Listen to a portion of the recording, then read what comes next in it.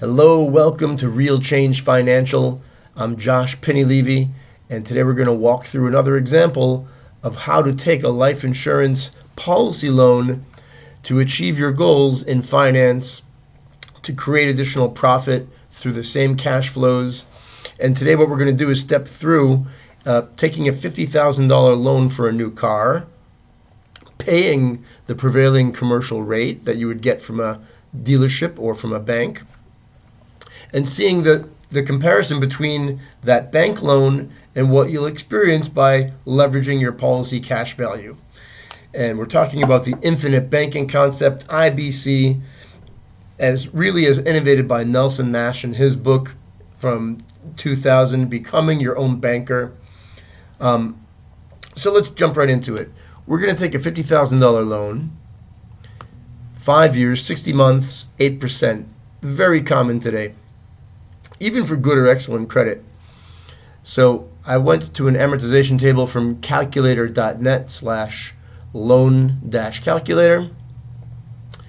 $50,000 loan, 8%, 5 years, $1,013 a month. Ouch. After 60 payments, $60,829 will have flowed out of pocket. $10,829 of that would be interest to the finance source.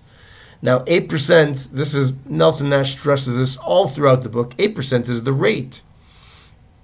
But the true volume of interest is 18% of the total $60,800 paid back to that bank. So let's see if we can do any better with a policy loan. Now, this is assuming you can take a loan for $50,000. We at Real Change Financial design routinely policies that are specific for a short or intermediate term loan or financing goal. Otherwise, the old-fashioned way is great, tried and true. Pay your premium steady until you have enough cash value. Think of the old Japanese-style business, 6-7 years before you're turning a profit. But no matter how we get there, we're taking your $50,000 loan, and we're going to make the same payments that we would make to the dealership. Why? Because that's apples to apples. We're going to compare the cash flow.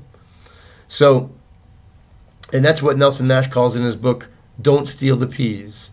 Classic, a whole example of designing, of standing up a grocery and all the blood, sweat, and tears that goes into that, and how many times one line item in his store has to be turned over, in this case a can of peas, before he's making a profit. So don't steal the peas. What he means in the analog is to pay the same rate back to your bank that you would have had to pay to somebody else's bank. So we're going to start making $1,013.82 per month payments. And the big difference being that first payment to the dealership is mostly interest and much less so principal. Every loan repayment we make is going to go directly on the principal. So this column is dropping by the formula. It's dropping by $1,013.82 per month. What happens, what flows from there, is that in a life insurance policy loan, accrued interest equals the principal remaining times the loan rate, and in this case divided by 12 to give us the monthly average. After 12 months, a grand total of $2,443 of interest has accrued. The client here, the policy owner, is going to get a statement saying, hey, you've got $38,800 left to pay. And by the way, Mr. Policy Owner, there's $2,443 of interest to service. What would you like to do? So, and my clients have asked me, what should we do? Well, if you can, it's more efficient over the life of the loan to pay it. But since we are only mirroring the payments that you would make to a bank or a dealership for this car, we're going to take that interest and roll it into month 13, the beginning of year 2. Now, we are making an assumption that for the life of this loan, the policy loan rate will remain 5.5. We happen to be in an inflationary period. Loan rates have come up 25 basis points per year sometimes bigger. Your mileage may vary. but we're going to look at this as an assumption of all 5 years at 5.5%. And I keep making the same monthly payment. By the end of year 2, my yearly accrued interest is $1,908.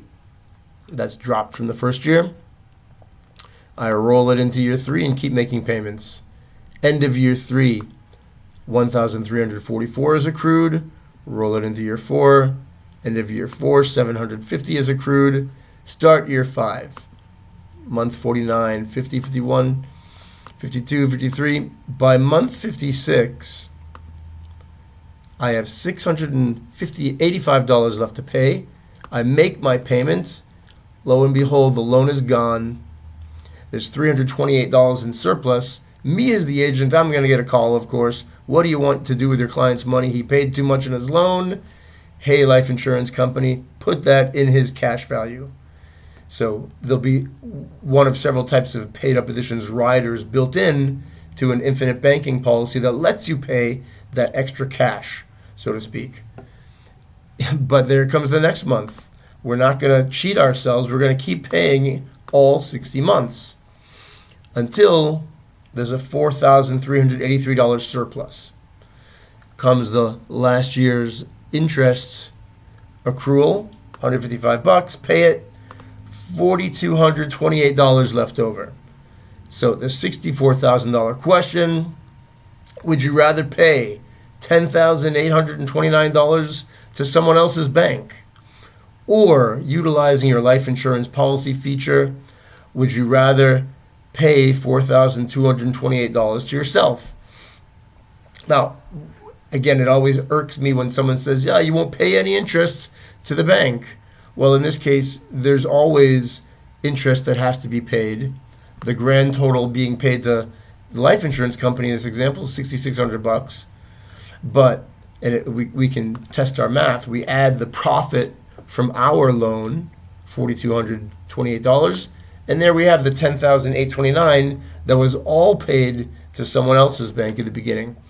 And as always, while you borrowed or while you leveraged more properly that $50,000 of cash value, you're earning full dividend as if you hadn't taken the loan at all. So hope that's informative. If you have any questions, please comment below. Happy to address them. Like, subscribe. We'll make more of these videos to show the real rubber meets the road of taking life insurance policy loans, really being that banker, using infinite banking to create more wealth for your family, compounding, tax deferred, accessible, tax free for your entire life. Have a great day.